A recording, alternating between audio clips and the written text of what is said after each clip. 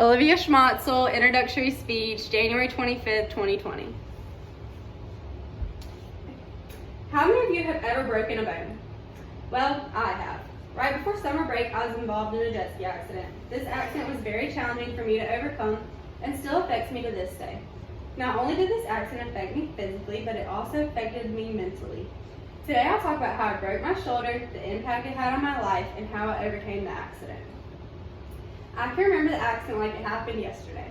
I had just got my first jet ski for my birthday that May. I went out that afternoon to test it out with two of my guy friends. It was Memorial Day weekend, so there were a lot of boats out and the water was very rough. My dad told me to be very careful while driving it because it was very powerful and the water was too rough to be playing around.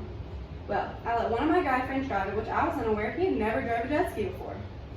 We were having a good time and just messing around trying to see how fast we could get it to go. While my friend was driving it, he hit a huge wave and flipped my jet ski, which threw all three of us off. Still to this day, I don't remember anything that happened to me. I only know what my friends had told me happened. Apparently, when we hit the wave, my friend on the back saw what was about to happen, so he jumped off immediately. I, on the other hand, hit the front of the jet ski with my head so hard that it knocked me out. The boys said when they got the jet ski back over and saw me, I was laying right side up in the water and wouldn't respond to them. This really freaked me out because if I wouldn't have had my life jacket on, I could have drowned. They did finally pull me back up onto the jet ski and start to drive me back to my house. On the way back to my house, they realized they didn't know how to get back. They started freaking out because I was talking out of my head and crying that my shoulder hurt me bad. They finally got my mom on the phone and she guided them back to my house. When I got there, she was freaking out. My dad came and grabbed me off the jet ski and put me in the car to rush me to the hospital. Well, we lived about 40 minutes away from the closest hospital. So while we were on the way there, I started having trouble breathing. My mom pulled over on the side of the road and called 911. They came as fast as they could and took care of me while I was on the way to the hospital. Finally, I got to the hospital and they started running all different kinds of tests on me. I stayed in the hospital overnight and they let me out the following day. This accident had a huge impact on my life. First, it happened right before my graduation. I was out of school for a week because I had a concussion, so I had to sit in my room with no electronics for a whole week.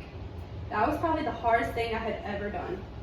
I was very upset because this week I had to miss was the week they did all the fun things for the seniors and I didn't get to be a part of it. Also, my right shoulder was broken, so I had my arm in a sling for a while and couldn't even move it. When I went back to school, I had to learn how to write with my left hand, which was very challenging for me. But most of my teachers were very nice and either gave me notes already printed out or just let me sit there and listen since they saw I was struggling.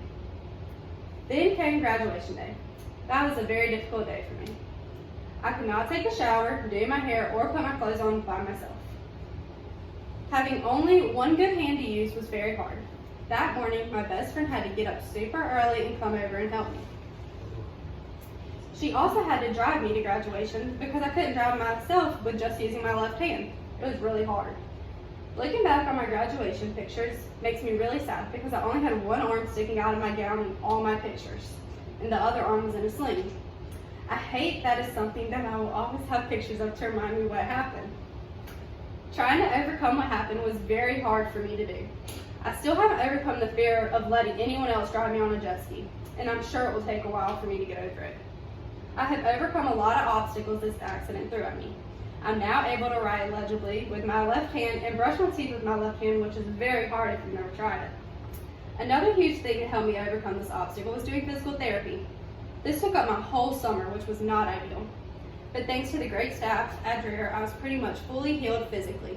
However, I still can't carry a large amount of weight on my shoulders, and doing some activities still hurts me.